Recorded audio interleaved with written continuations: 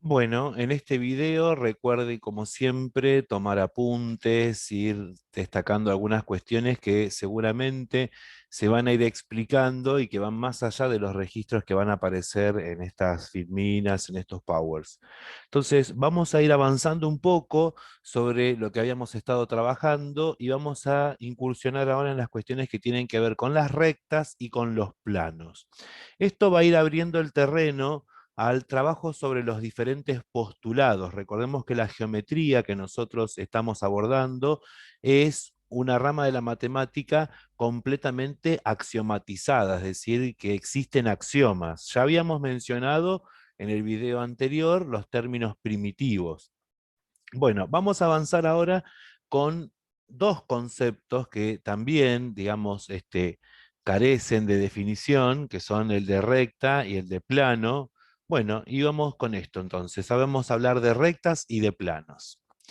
En principio nosotros vamos a considerar un plano alfa para que ustedes tengan una representación, digamos, de lo que nosotros llamamos plano. El plano para nosotros en geometría métrica va a ser la hoja, ¿sí? Pensemos en la hoja lisa que tenemos. Bueno, eso es para nosotros el plano. Entonces, vamos a considerar acá el plano alfa. Recordemos que a los planos los nombramos con letras griegas del alfabeto griego. Y vamos a considerar en este plano alfa dos puntos, el punto A y el punto B. Entonces, dados dos puntos en un plano, estaremos de acuerdo que nosotros podemos trazar una recta que nombraremos como la recta AB. Si yo ahora considero otros puntos en este plano, por ejemplo el punto C y el punto D, y trazo la recta CD, nosotros lo que decimos es que, en definitiva, los puntos A, B, C y D son coplanares. La palabra coplanar, co significa junto con. Entonces, coplanares significa que están en el mismo plano, que todos estos puntos están juntos en el mismo plano. Entonces, fijémonos cosas interesantes que ya vamos a empezar como a delinear.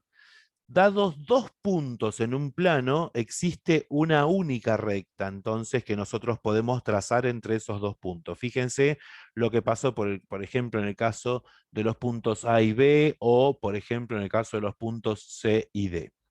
No vamos a poder decir lo mismo, por ejemplo, si solamente tenemos un punto en el plano alfa, porque la pregunta que nos hacemos acá, ¿cuántas rectas pasan por el punto B, por ejemplo? Claramente hay una respuesta que será que infinitas rectas pasan por el punto B. Sin embargo, si yo tengo dos puntos en el plano, existe una única recta que pasa por esos dos puntos. Y nosotros vamos a decir eso, que dos puntos en un plano determinan una recta. Y esa recta va a tener una particularidad. La recta está incluida en el plano. Entonces, en esta relación de coplanaridad, vamos a decir entonces que las rectas A, B y C, D son también coplanares, están en el mismo plano. Fíjense, si yo considero, por ejemplo, ahora el punto E, ese punto E, ¿qué posición puedo decir que tiene con respecto al plano alfa? ¿Es un punto interior o es un punto exterior al plano alfa? En realidad vemos que el punto E no pertenece al plano alfa. Por eso decimos que es un punto exterior al plano, y seguramente ese punto no pertenece al plano alfa, pero está perteneciendo a otro plano que nosotros no estamos representando, pero seguramente pertenece a otro plano. En relación a las rectas que nosotros acabamos de trazar, es importante que tengamos presente algunas cuestiones que vamos a definir entre dos rectas. Vamos inicialmente a esta situación. Hablamos de rectas coplanares, es decir, rectas que están en un mismo plano.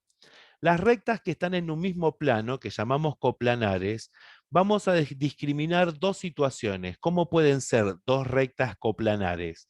Van a poder ser paralelas, o van a poder ser no paralelas, también llamadas secantes o también llamadas incidentes. ¿Está? Paralelas, no paralelas, y las no paralelas también las llamamos secantes, concurrentes, incidentes, es decir, son todos los nombres que nosotros tenemos para dos rectas que se intersecan. Bien, acá es importante que pongamos en estudio algunas cuestiones acerca del paralelismo de rectas. Para que exista una relación de paralelismo, nosotros tenemos que garantizar la coplanaridad. Solamente si son rectas coplanares vamos a poder definir esta relación de paralelismo. Y decimos que paralelas no son solamente las que nosotros creemos, porque por lo general pensamos que las paralelas son simplemente dos rectas que están siempre en esta posición. En realidad, hay dos categorías para el paralelismo. Las rectas paralelas pueden ser coincidentes, es decir, dos rectas que tengan todos sus puntos en común, también se van a considerar como rectas paralelas, y después las otras, que son las que comúnmente reconocemos, que son las que llamamos rectas paralelas de intersección vacía. Esas rectas paralelas de intersección vacía son rectas que no tienen ningún punto en común. Simbolizamos la intersección a partir de este símbolo. Entonces decimos, por ejemplo, que en este caso L1 coincide con L2. Y en este caso que tenemos acá decimos que L1 intersección L2 es igual al conjunto vacío. Ese símbolo, entonces, que vemos acá, representa la intersección, es decir, lo que tienen en común significa. En este caso, como estas rectas no tienen ningún punto en común, decimos nosotros que son rectas paralelas, o sea, de intersección vacía. Entonces, acá definimos entre dos rectas coplanares, definimos la relación de paralelismo, y entre las paralelas encontramos la categoría de coincidentes y las paralelas de intersección vacía. Ahora, ¿qué pasa con las rectas no paralelas? Que dijimos que podemos llamarlas secantes, incidentes, concurrentes, es decir, todos los nombres son exactamente, definen el mismo objeto, ¿no? Decimos que las rectas secantes tienen un solo punto en común. Y las secantes o incidentes, como quieran llamarla ustedes, decimos que también tiene dos grandes categorías. Nosotros vamos a tener secantes perpendiculares, que son aquellas secantes que se cortan formando un sector angular recto. Y las secantes oblicuas, que son las secantes que se forman, o sea, que se cortan, ¿no? Se intersecan en un punto y se van a cortar formando un ángulo mayor o menor a un recto. Entonces, estas categorías son importantes porque a partir de esto vamos a ir definiendo varios objetos en adelante. Entonces, recordar la idea de que en términos de las rectas no paralelas, secantes, incidentes o concurrentes, vamos a encontrar secantes perpendiculares y secantes oblicuas. Y por el otro lado, también tenemos rectas no coplanares. Si nosotros pensamos en relación al espacio. En relación al espacio, aparece una nueva relación que es la de rectas alabeadas. Esas rectas, que nosotros llamamos rectas alabeadas, son rectas que tienen intersección vacía, pero que además no se encuentran en el mismo plano. Es decir, no voy a poder encontrar un plano que las incluya a ambas rectas simultáneamente. Por ejemplo, no existe ningún plano en esta posición que estamos viendo acá. Yo hice, digamos, el dibujo de un paralelepípedo para que podamos ver que, por ejemplo, esta arista del paralelepípedo está incluida en la recta L1. Esta otra arista del paralelepípedo está incluida en la recta L2. Entonces, fíjense que no existe ningún plano posible que pueda incluir simultáneamente a L1 y a L2. Entonces, son rectas no coplanares. Esta relación aparece en el espacio, no en el plano. Entonces, acá decimos que esta relación es la que llamamos rectas alabeadas. Vamos a definir ahora una nueva relación, que es la relación de colinealidad. ¿Qué significa colinealidad? Si nosotros tenemos tres o más puntos que pertenecen, ¿no?, a un mismo plano, vamos a decir que esos puntos son colineales si yo puedo trazar una recta y todos esos puntos pertenecen a esa recta que yo trazo. Entonces, por ejemplo, supongamos que nosotros tenemos todos estos puntos en un plano, ¿sí? Consideremos un plano alfa cualquiera, como el que vemos acá. Entonces estamos interesados en saber si existen o no puntos que sean colineales. Entonces, fíjense, acá nos dice que en esta figura B, C, F y G son colineales porque hay una recta que si yo la trazara, haría que todos esos puntos pertenezcan a esa recta. Fíjense, esa recta amarilla que acabo de trazar en el plano, efectivamente pasa por todos esos puntos, lo que significa que tanto B, C, F y G pertenecen a la recta que acabo de trazar.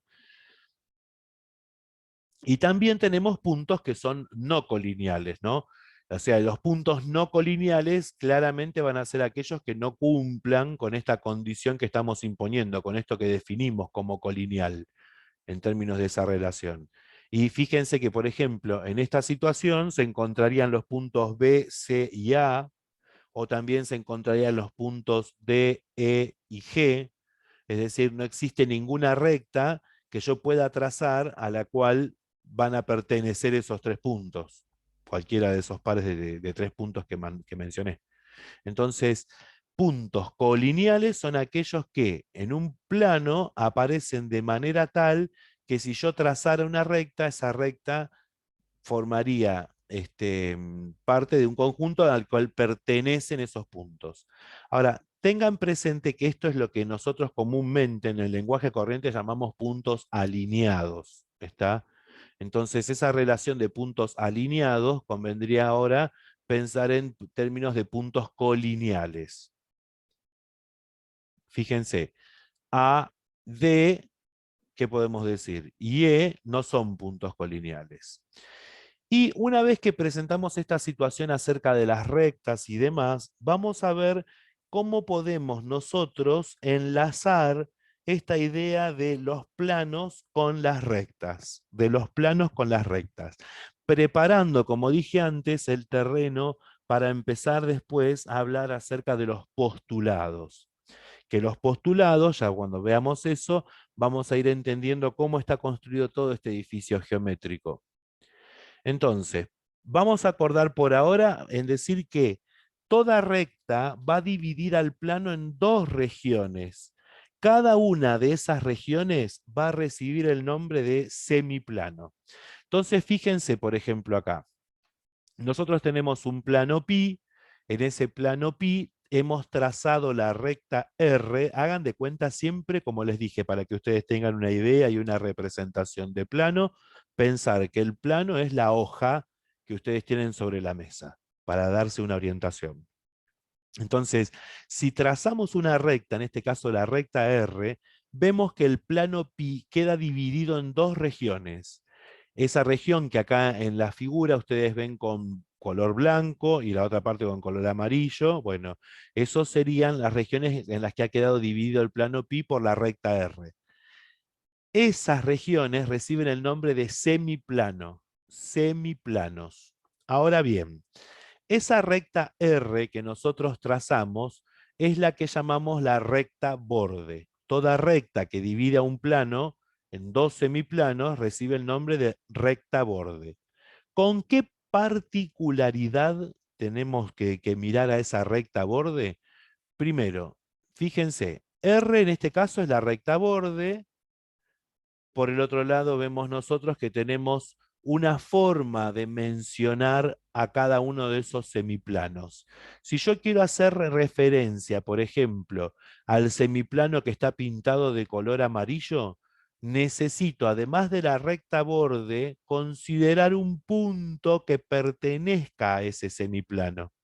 Fíjense que acá está marcado el punto A. Bueno, en esta figura no lo arreglé, pero bueno, el punto A tendría que estar señalado en minúscula, porque son puntos, ¿sí? Pero bueno, después arreglaré la figura. Entonces, acá tengan presente que nosotros decimos semiplano de recta borde R que contiene al punto A. Semiplano de borde R que contiene al punto A. Eso sería lo que ustedes tienen escrito acá, de esta forma. Esta es la forma simbólica a la que nos vamos a referir a esta región que está en amarillo, es decir, el semiplano de recta borde R que contiene al punto A es esa región, y la nombramos así. Si yo quiero hacer referencia al semiplano que nosotros tenemos acá representado con la parte blanca, entonces tendríamos la posibilidad de decir lo siguiente: yo puedo referirme a este semiplano, si solamente hubiese tenido marcado el punto A, podía referirme al semiplano blanco diciendo que es el semiplano de recta borde R que no contiene al punto A, o como acá tenemos señalado ese punto B, directamente puedo decir semiplano de recta borde R que contiene al punto B. Y haríamos referencia entonces a esa región. De acá, cosas importantes para destacar es: toda recta divide a un plano en dos semiplanos. Si yo trazase otra recta acá, la condición es la misma. Es decir, voy a pensar en términos de que si trazo otra recta, voy a conseguir otro semiplano. Vamos a analizar un poco esa situación en lo siguiente. Vamos a pensar, por ejemplo, que tenemos o que consideramos acá en esto un plano. A ver, la idea es pensar un poco en esto que estuvimos viendo y trabajando, ¿no? Decimos, bueno, yo voy a considerar, por ejemplo, acá al plano alfa. Dijimos nosotros que si en el plano alfa trazáramos una recta, vamos a suponer esta recta, que vamos a nombrar como la recta, supongamos acá, la recta R. Entonces, cada vez que trazo una recta en un plano, yo divido al plano en dos semiplanos. Eso significa, por ejemplo, que si yo señalase acá, por ejemplo, el punto Q, podría hacer referencia a esta región como el semiplano de recta borde R que contiene al punto Q.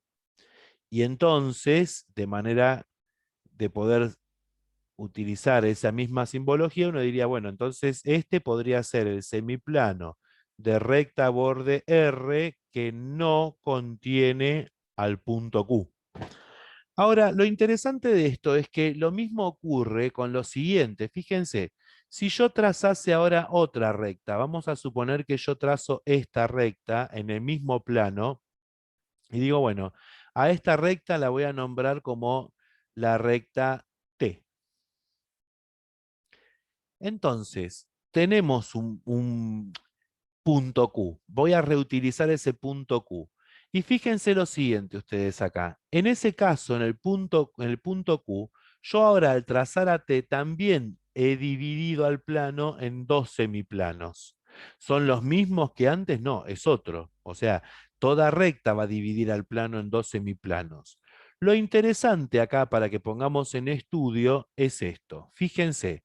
Si nosotros hablamos de los semiplanos que habíamos marcado originalmente, si yo digo el semiplano de recta a borde R que contiene al punto Q, la intersección con el semiplano de recta a borde R que no contiene a Q resulta ser ni más ni menos que la recta R. Es decir, dados dos semiplanos, ¿sí?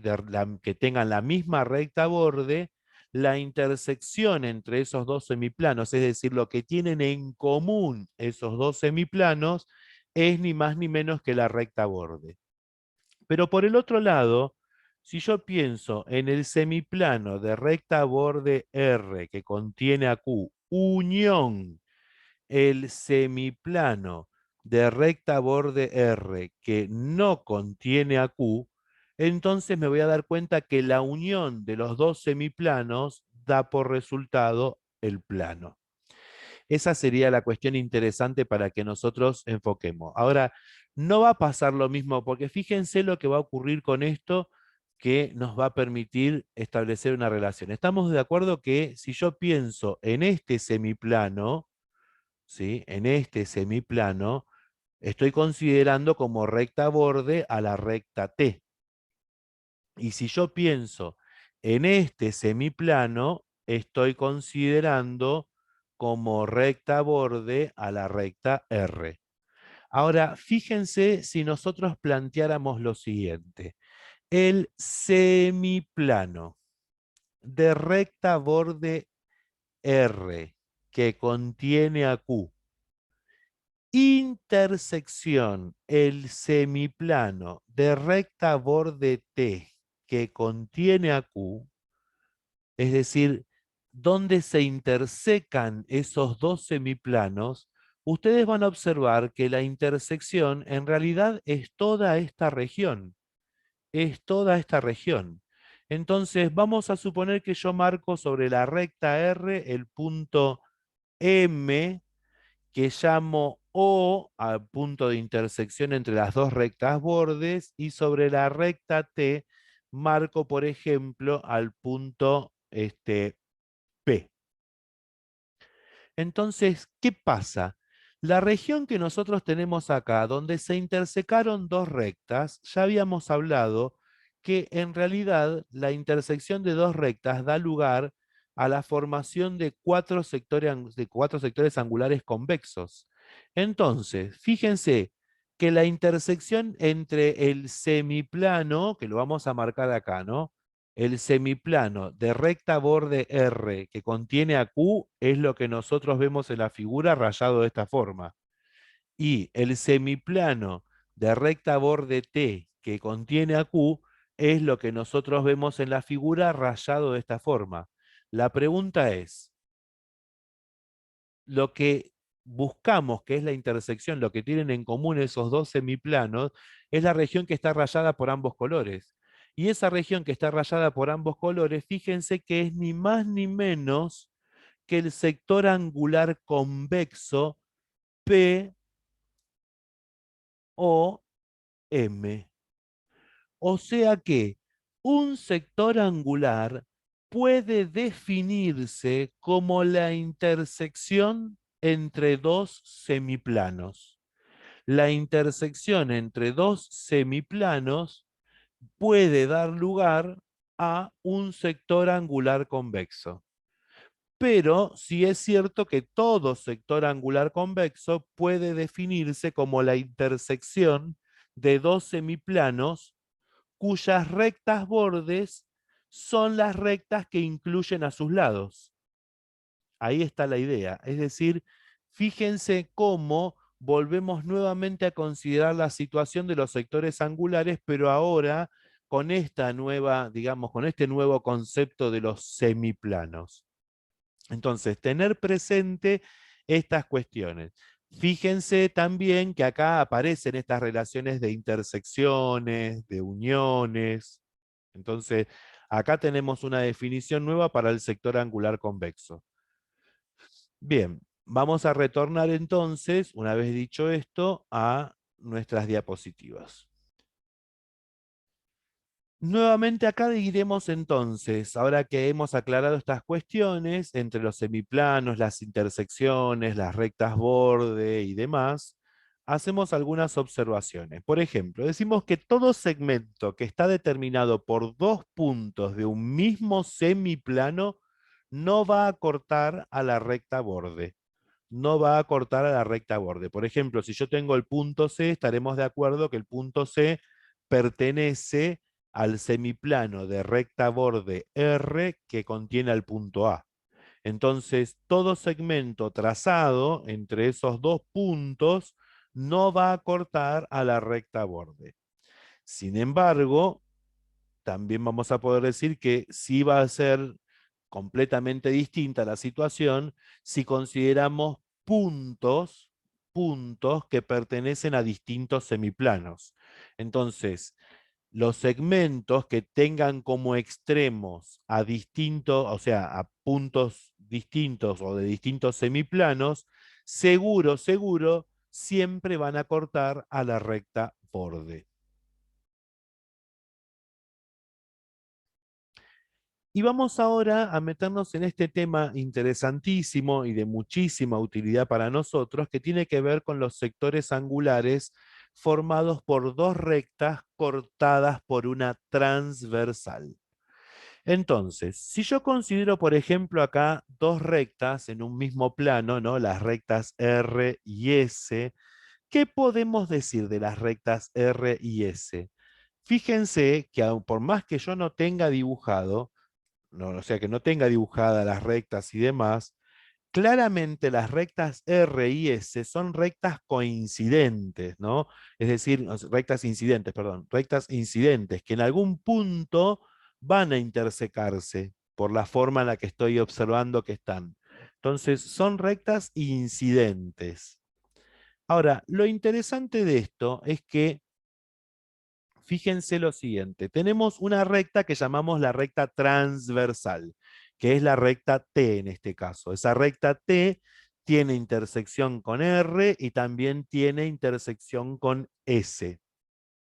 La intersección entre la transversal y cada una de las rectas que nosotros estamos considerando da lugar, como ya hemos visto, a sectores angulares, ¿no? A que se formen cuatro sectores angulares que son los que nosotros decimos sectores angulares convexos.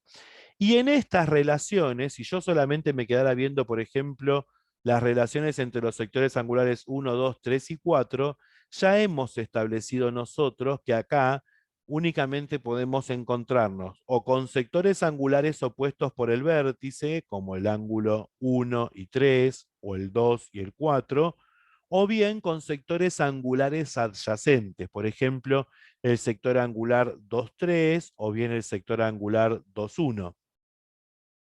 Lo mismo ocurre en la intersección de la transversal con la recta S.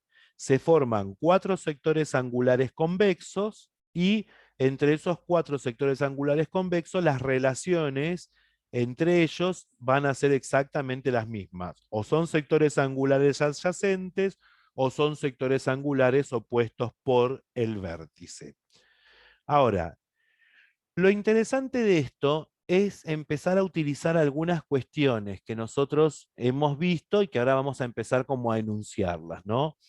El axioma de separación del plano, que es lo que trabajamos en diapositivas anteriores. Nosotros dijimos que toda recta divide al plano en dos semiplanos. Lo que nos interesa acá observar es a la recta T como recta borde. ¿Está? Es observar a la recta T como recta borde. Y entonces, en términos de esa observación de la recta T como recta borde, lo que yo quiero hacer es establecer relaciones entre los sectores angulares convexos que se formaron en la intersección entre R y T y los sectores angulares que se formaron en la intersección entre T y S. Esos sectores angulares, esas relaciones que podamos establecer entre ellos, van a depender mucho de que puedan observar a la recta T como una recta borde que ha dividido al plano en dos semiplanos, ¿no? Y van a tener nombres particulares, es decir, los pares de ángulos que nosotros podemos llegar a considerar acá van a recibir nombres particulares y vamos a ir viendo cada uno de esos. Entonces, por ejemplo, fíjense, los sectores angulares, en principio, que queden comprendidos en la región entre la recta R y la recta S. Hay una región del plano comprendida siempre entre la recta R y la recta S. Esa región del plano, vamos a decir nosotros que los sectores angulares que estén dentro de esa región van a identificarse o van a recibir el nombre de internos. ¿Está? Son sectores angulares internos. Por el contrario, los que no estén en esa región comprendida entre la recta R y S van a recibir el nombre de sectores angulares externos. De modo tal que 3, 4, 5 y 6 son sectores angulares internos, 1, 2, 7 y 8 van a resultar ser sectores angulares externos. Establecido eso, vamos a ver a qué llamamos, como definición ahora, sectores angulares correspondientes. Vamos a decir acá que son sectores angulares que se van a encontrar en el mismo semiplano respecto de la transversal. Mismo semiplano respecto de la transversal. Es decir, acá voy a tener que observar si son en el mismo semiplano respecto de la transversal T, las relaciones serán entre el 2, 3, 6 y 7, o bien 1, 4, 5 y 8, porque tienen que estar del mismo lado, es decir, en el mismo semiplano respecto de la recta T. Y acá me dice, mire, para identificar, tienen que estar en el mismo semiplano respecto de la transversal, uno tiene que ser interno y el otro tiene que ser externo. Entonces, uno dice, bueno, no, pero puede ser el 1 y el 4. No, porque las relaciones entre dos rectas que se cortan, ya vimos que son opuestos por el vértice o adyacentes. Entonces, las relaciones que yo tengo que establecer acá son entre sectores angulares que estén en la región donde se intersecaron T y R y en la región donde se intersecaron T y S. Por lo tanto, decimos, si tienen que estar del mismo lado de la transversal, es decir, en el mismo semiplano, uno interno y otro externo, fíjense que 1 y 5 cumplen esto. Y 4 y 8 también cumplen esto. En el otro semiplano lo van a cumplir 2 con el 6 y también lo va a cumplir 3 con el 7. Entonces, fíjense que en realidad podemos encontrar 4 pares, ¿no? Vuelvo acá. Podemos encontrar 4 pares de ángulos o de sectores angulares correspondientes. Registro, me anoto, tienen que estar en el mismo semiplano respecto de la transversal T. Uno es interno y el otro es externo. Ahora, vamos a lo siguiente. Decimos sectores angulares alternos. Alternar significa cambiar, ir de un lado a otro. Entonces, acá, para identificar sectores angulares alternos, yo voy a tener que recordar que van a tener que estar en distintos semiplanos respecto de la transversal T. Recordemos que siempre estamos pensando a la recta T como recta borde, en distintos semiplanos respecto de la recta T, y ambos van a tener que ser externos o ambos van a tener que ser internos. Nuevamente recuerdo e insisto, las relaciones se establecen entre sectores angulares formados por la intersección entre T y R con sectores angulares formados por la intersección entre T y S. Entre los mismos no, porque recordemos que ahí solamente hay opuestos por el vértice y adyacentes. No puedo elegir con esta orientación ángulos que estén por acá, todos juntos de acá, porque acá solamente hay relaciones de opuestos por el vértice y adyacentes, por lo que no se cumpliría nada de lo que estamos diciendo acá. Entonces, tienen que estar en distintos semiplanos respecto de la transversal. Distintos semiplanos ahora. O ambos son internos o ambos son externos. Entonces, fíjense, eso me permitirá vincular. 3 está en este semiplano, no lo puedo vincular con 4, pero sí lo voy a vincular con 5. Entonces, 3 y 5, por ejemplo, van a ser sectores angulares alternos. Y como están dentro de la región formada entre la recta R y S, decimos que son alternos internos. Lo mismo pasará con 6 y 4. También va a pasar lo mismo entre 2 y 8, pero ¿Son sectores angulares alternos? Sí, están en distintos semiplanos respecto de la transversal T. Son externos, porque están fuera de la región comprendida entre las rectas R y S. Entonces, 2 y 8, 1 y 7. Fíjense que hemos podido también encontrar 4 pares, ¿no?, de sectores angulares alternos. Acá vale que recuerden la palabra alterno y qué significa alterno, de un lado a otro. Entonces, alterno respecto de la transversal sería esto. Y finalmente tenemos los sectores angulares que nosotros llamamos sectores angulares conjugados. Conjugados. ¿Qué los va a caracterizar? Van a estar en el mismo semiplano respecto de la transversal, en el mismo, pero ahora la cuestión es que ambos son externos o ambos van a tener que ser internos. Entonces, acá la relación la podríamos establecer. Pensemos, por ejemplo, en este semiplano, en esta región, ¿no?, respecto de la transversal T.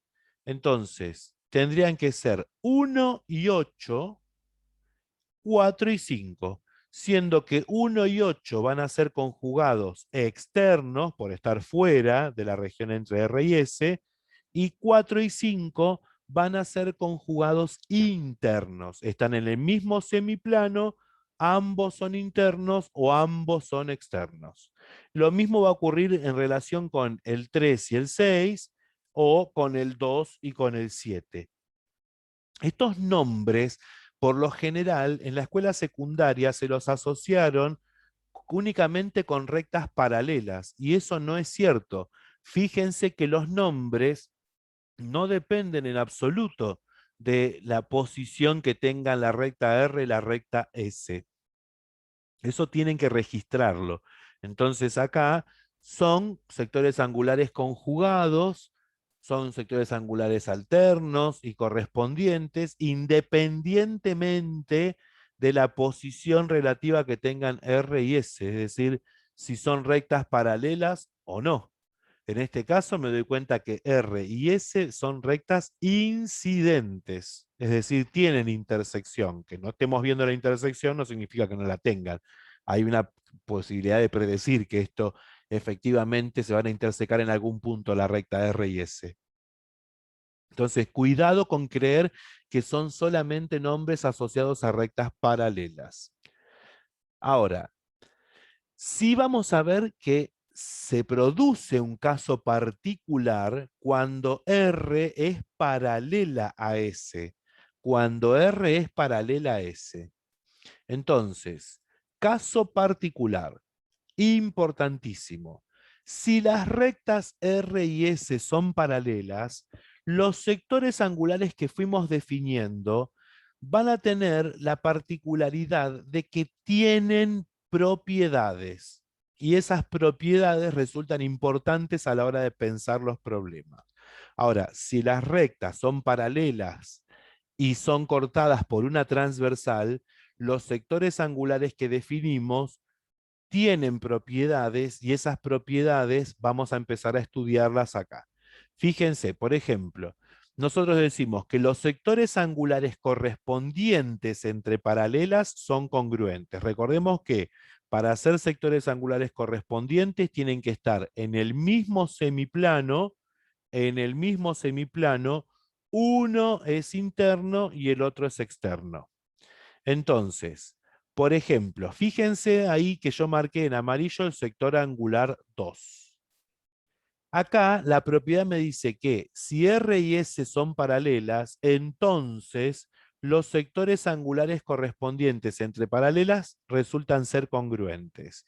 Y eso es un ida y vuelta.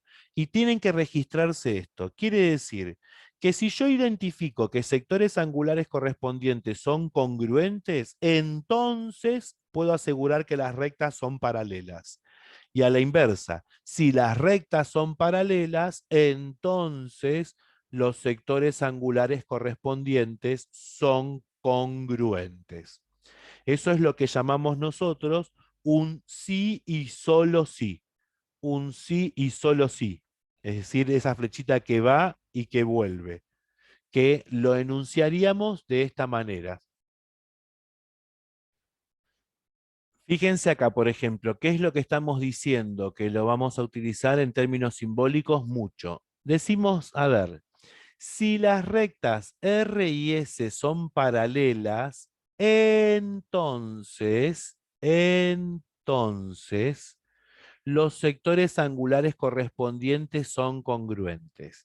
Este símbolo, entonces, ustedes tienen que pensarlo también, un nombre interesante que también le damos es el de implica, implica, implicancia. O sea que si tengo esto, entonces puedo asegurar esto. Significa que, por ejemplo, estaremos de acuerdo que este sector angular que tengo marcado acá y este sector angular que tengo marcado acá son sectores angulares que llamamos nosotros correspondientes. Están en el mismo semiplano, uno es externo, otro es interno. Bueno, acá, ¿se cumple esto? No. Fíjense lo que ustedes están diciendo. Acá dicen, ¿R y S son paralelas? No. Entonces, no puedo asegurar esto. Ahora, si la situación fuese que R y S son paralelas, es verdadero, entonces yo voy a poder considerar que los sectores angulares correspondientes son congruentes. Y lo voy a pensar en términos de esto también, lo que les decía, la vuelta. Si ustedes tienen un par de sectores angulares correspondientes y resulta que esos sectores angulares correspondientes son congruentes, entonces, eso implica, eso quiere decir que las rectas R y S son paralelas. Esto nos está abriendo una puerta interesante, nos está permitiendo tener un indicio de cómo yo puedo llegar a probar, a argumentar, a demostrar que dos rectas son paralelas. Si logro probar que los sectores angulares correspondientes formados entre esas rectas son congruentes, entonces ya con eso alcanza para que yo asegure que las rectas son paralelas. Esto, esta ida y vuelta, en matemática la escribimos así. Y significa sí y solo sí. Quiere decir que si tengo esto, entonces puedo asegurar esto y viceversa. Si tengo esto, entonces puedo asegurar lo otro. Acá, en este caso, fíjense que si parto de este lado, esto es falso.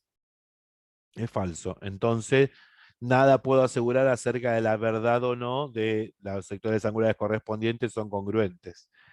Está, espero que se haya entendido. Bien, volvemos a la diapositiva. Entonces decimos nosotros que si las rectas R y S son paralelas, los sectores angulares definidos cumplen con esta propiedad de que, por ejemplo, los correspondientes entre paralelas son congruentes.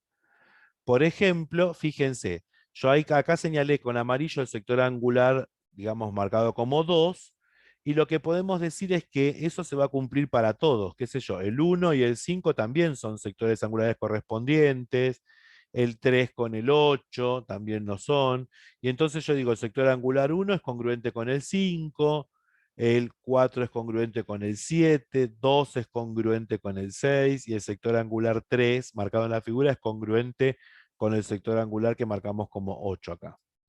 Ahora, ¿por qué? Fíjense, yo acá voy a hacer como una especie de animación para que ustedes vean. Vamos a suponer que yo utilizo a la recta T como si fuese un riel y que voy desplazando esa marca que hice en amarillo.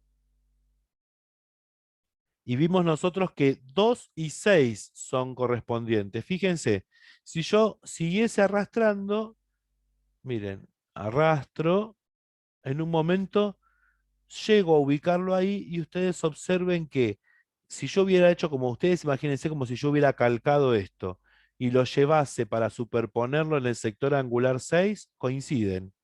Eso me está dando la pauta de que los sectores angulares correspondientes efectivamente son congruentes. Y lo mismo hubiera podido hacer con cualquier otro ángulo correspondiente o cualquier otro par de ángulos correspondientes que hubiese en esta figura. Entonces, vamos ahora a ver qué es lo que pasa con los sectores angulares alternos. No importa acá si son alternos internos o alternos externos, simplemente decimos sectores angulares alternos.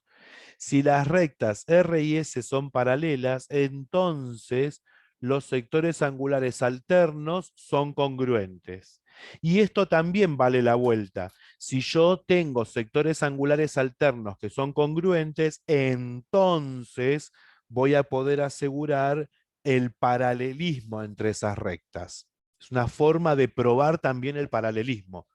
Bueno, a ver, por ejemplo, son alternos, recordemos que para ser alternos tienen que estar en distintos semiplanos respecto de la transversal T y tienen que ser o ambos internos o ambos externos. Por ejemplo, si yo considero el sector angular 2 un alterno, en este caso es exterior el 2, entonces el alterno externo será 7. Y vamos a hacer la misma prueba que hicimos antes. Vamos a suponer que yo tengo esto como calcado, ¿sí? Esta parte amarilla calqué, y ahora lo que voy a hacer es utilizar esa recta T como un riel hasta llevarlo al donde está el sector angular 7. Entonces, primero lo invertimos. De hecho, acá, fíjense, sabemos que 2 es congruente con 4 porque son opuestos por el vértice. Y ahora voy a empezar a trasladar esto. Voy a empezar traslado, traslado, y fíjense, en un momento queda perfectamente superpuesto con el sector angular 7. Entonces, ¿son sectores angulares alternos? Sí, son sectores angulares alternos externos y son congruentes. Eso significa que las rectas R y S son paralelas, pero también lo puedo pensar al revés, ¿no? Que como R y S son paralelas, entonces los sectores angulares alternos son congruentes. Y vamos al caso de los conjugados. En el caso de los conjugados, decimos que si R y S son paralelas, los sectores angulares conjugados son suplementarios. Son suplementarios. Entonces, para ser conjugados, recordemos que están en el mismo semiplano. Ambos son internos o ambos son externos, en el mismo semiplano con respecto a la transversal T. Entonces, nos fijamos acá. Si yo considero, por ejemplo, al sector angular 2, que lo tenemos marcado acá, vamos a observar lo siguiente. Yo digo, bueno, fíjense, 1, el sector angular 1 con respecto a 2 es adyacente. Entonces, y como es adyacente, sabemos nosotros que la suma entre 1 y 2 es congruente con dos rectos. Bien, vamos a hacer lo siguiente ahora. Vamos a trasladar a ese sector angular 1 y vamos a ver que hasta acá, en algún momento, acá vimos que 1 y 5 son sectores angulares correspondientes y por ende son congruentes. Por eso, al llevarlo acá, coincide con 5. Pero ¿qué pasa entre 5 y 8? Son opuestos por el vértice. Y los opuestos por el vértice son congruentes. Entonces, fíjense en esta relación que acabo de mostrar acá. Voy para atrás. Considero el sector angular 2, pienso en su suplementario, que es 1, y ahora empiezo a arrastrar el 1 hasta llevarlo a coincidir con el sector angular 8. Fíjense que coincide completamente y eso entonces me da la pauta que el sector angular 2 y 8, que son conjugados externos, en este caso, resultan ser suplementarios. Efectivamente. Entonces, si las rectas son paralelas, entonces los sectores angulares conjugados, ya sean internos o externos, son suplementarios.